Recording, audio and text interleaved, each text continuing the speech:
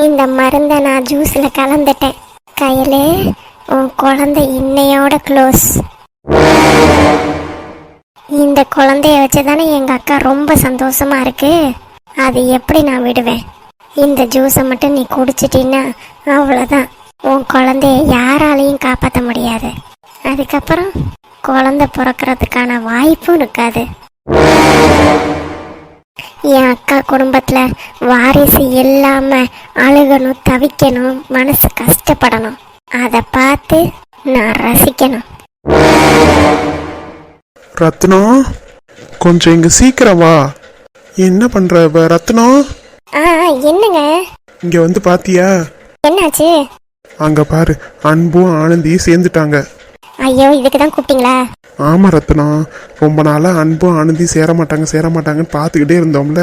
இங்க பாரு, சேர்ந்துட்டாங்க. அதுதான் முன்னாடியே ப்ரோமோல வந்துருச்சுங்க. அப்படியா? நீங்க தான் பார்க்கல. நான் கையலுக்கு ஜூஸ் போட போயிருந்தேன். இப்போ வான்னு என்னை இழுத்துட்டு வந்துட்டீங்க. சரி சரி, எனக்கு அப்படியே ஜூஸ் கொண்டு வா. பழம் இருக்குங்க, போட்டு எடுத்துட்டு வரேன். சரி ரத்னம். நான் கூட என்னமோ தலை போற காரியமா நினைச்சேன். கடைசியில் அன்பு ஆனந்தி சேர்ந்ததுக்கு என்னை கூப்பிட்டுக்கிட்டு இருக்காரு.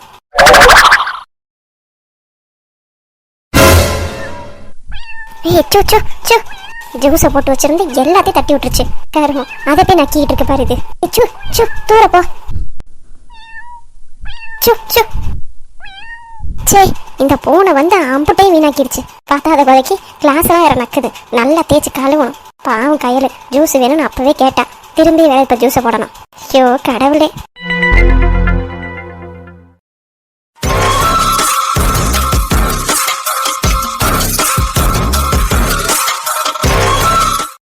கையிலே, நீ அந்த ஜூஸை ஒரு வாய் வச்சா கூட போதும். உன் குழந்தை க்ளோஸ். நீ அலற சத்தத்துக்காக தான் நான் வெயிட் பண்ணிக்கிட்டு இருக்கேன். இப்போ நான் மட்டும் இங்கே தனியாக தவிச்சுக்கிட்டு இருப்பேனா? நீங்கள் மட்டும் ஜாலியாக இருப்பீங்களா? விட மாட்டேன், விடவே மாட்டேன். எப்படி நான் ஒரு பிளான் போட்டு வச்சுருந்தா நீங்கள் போய் வைத்தியரை பார்த்து கூலாக இருக்கீங்களா? அதை மட்டும் என்னால் எப்படி ஏற்றுக்க முடியும்? அதுக்கு தான் நான் அடுத்த பிளான் ரெடி பண்ணிட்டேன். நாளைக்கு தலை தீபாவளி செய்தியை விட உன் குழந்தை இறந்த செய்தியை தான் பெருசாக உனக்கு தெரியும். அதுவும் இல்லாமல் தீபாவளி அது உனக்கு ஞாபகம் வந்துக்கிட்டே இருக்கும். நல்ல நாள் அதுவுமா உன்னால் சந்தோஷமாக இருக்கவே முடியாது. கண்டிப்பாக அக்கா கொண்டு போய் ஜூஸை கொடுத்துருப்பா. என்ன ஏதுங்கிறத போய் பார்த்துட்டு வருவோம்.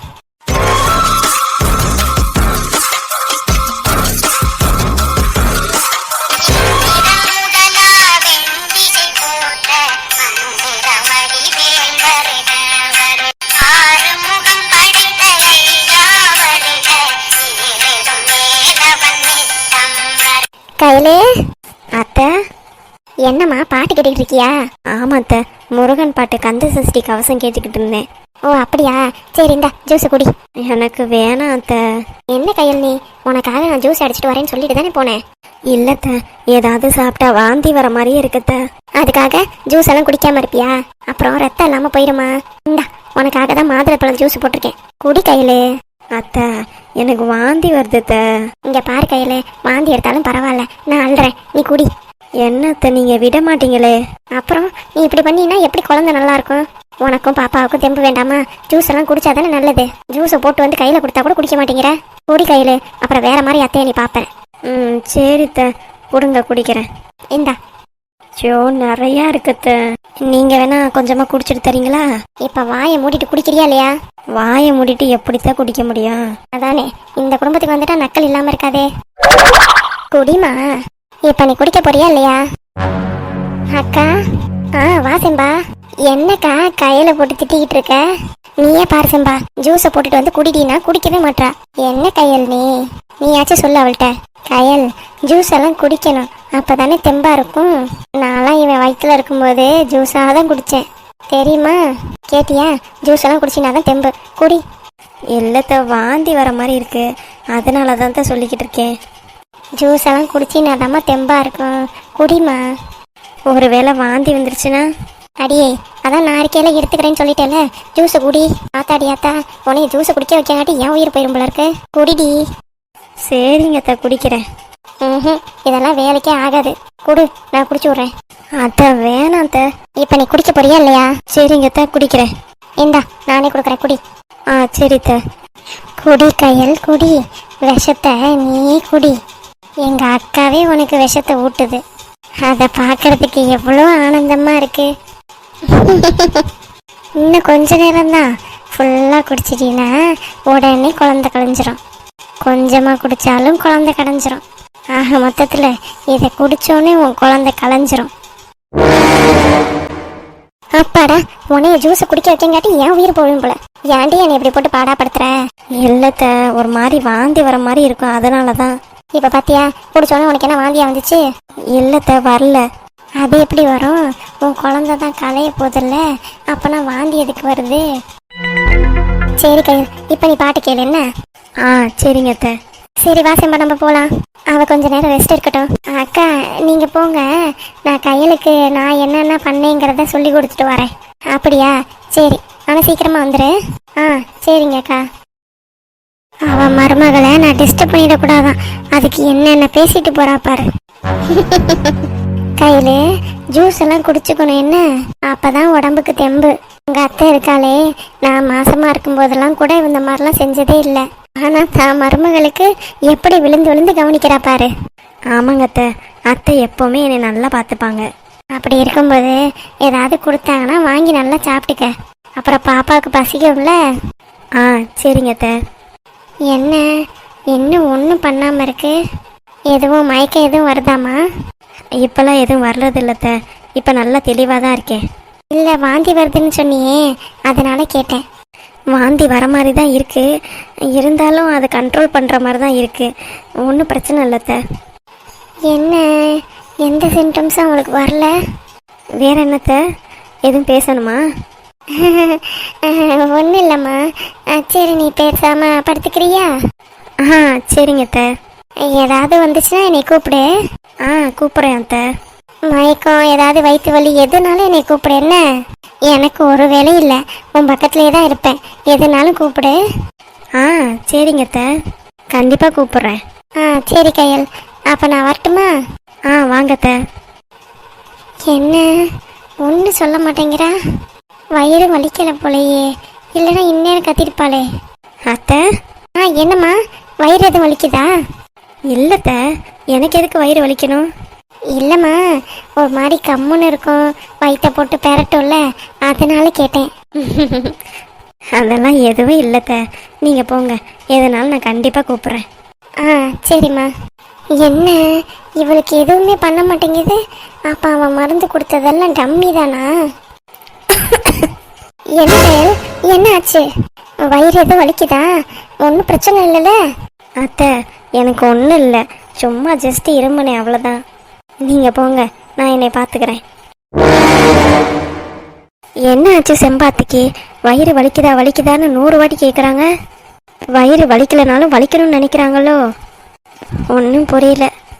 உண்மையாலுமே செம்பாத்தை என் மேலே இருக்கிற அக்கறையில் தான் பேசுனாங்களா?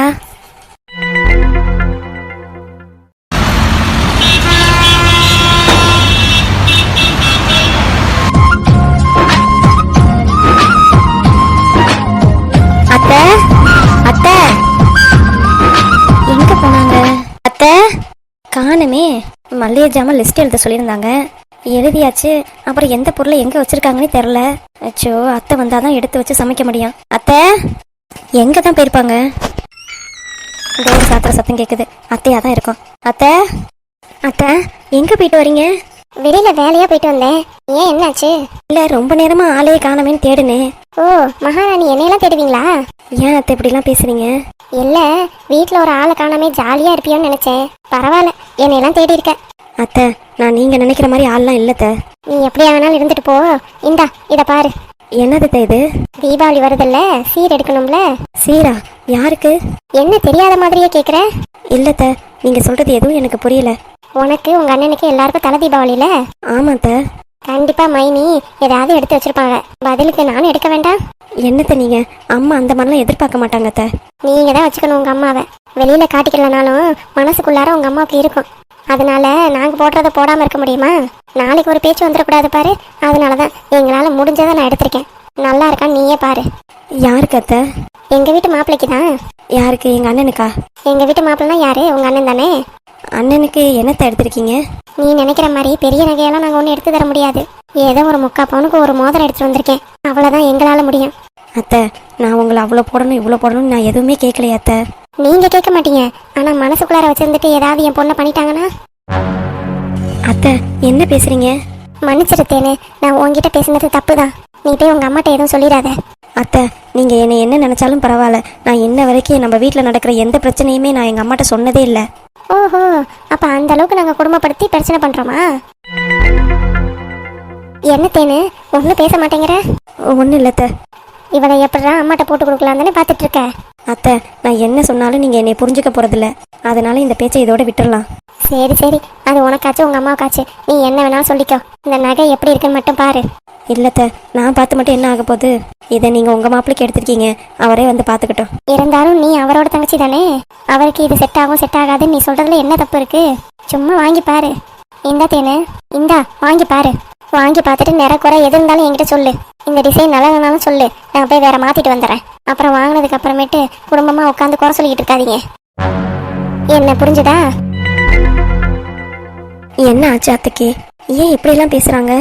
எப்போதும் இந்த மாதிரிலாம் அத்தை பேசவே மாட்டாங்க, நடந்துக்கவும் மாட்டாங்க. என்னமோ ஒன்று நடந்திருக்கு. நாங்கள் எப்போ அத்தையை பற்றி குறை சொன்னோம்? இல்லை அம்மா தான் அந்த மாதிரிலாம் பண்ணியிருக்கா? ஆனால் அம்மாவே இந்த மாதிரி சொல்லிக்கிட்டே இருக்காங்களே இவங்க. எனக்கு எதுவுமே புரியல. என் மேலே ஏன் அத்தை இவ்வளோ கோவமாக இருக்காங்கன்னு எனக்கு புரியல.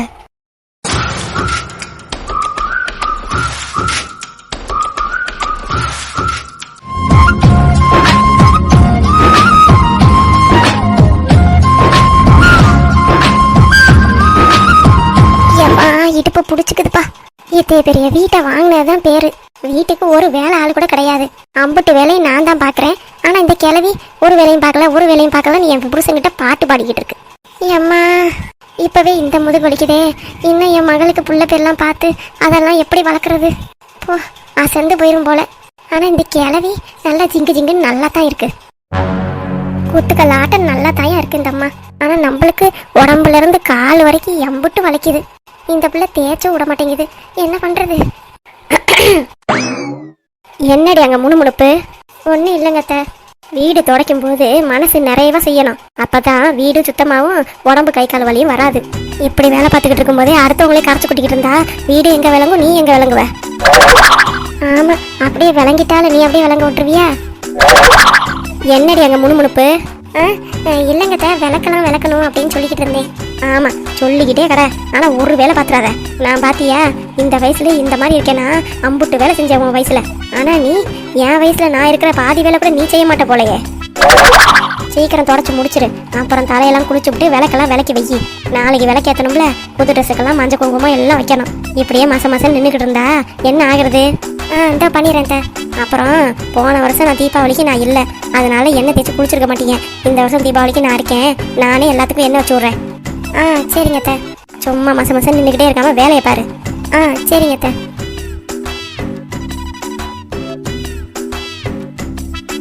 போறத பாரு, மினுக்கு மினுக்குன்ட்டு. ஒரு வேலை செஞ்சதுலன்னு ஊரே பேசுது. இது 8 ஊர் வேலை பார்த்துச்சான். யாருக்கிட்ட காது குத்துது? என்ன பண்றது? நான் ஏதாவது எய்த்து பேசினா என் புருஷன்ட்ட வத்தி வைக்கிறேன் தான் அமைதியா இருந்துட்டு போக வேண்டியதா இருக்கு. என் பொண்ணுக்கு மட்டும் நல்ல இடத்துல மாப்பிள்ள அமையட்டும். அதுக்கப்புறம் கிளவி உன்னை உண்டு இல்லை நாக்கிறனா இல்லையான்னு மட்டும் பாரு. நான் சமைக்கிறதே நாய் மாதிரி தின்னுபிட்டு என்னையவே குறை சொல்லிட்டு கிடக்குது. ஒரு நாள் இல்லைன்னா ஒரு நாள் எலி மருந்தை போட்டு விட்றேன்னா இல்லையான்னு மட்டும் பாரு. அப்ப படுத்து கிடப்ப, அம்மா முடியல அப்பா முடியலன்னு. அப்ப பாத்துக்கிறதே உன்னைய.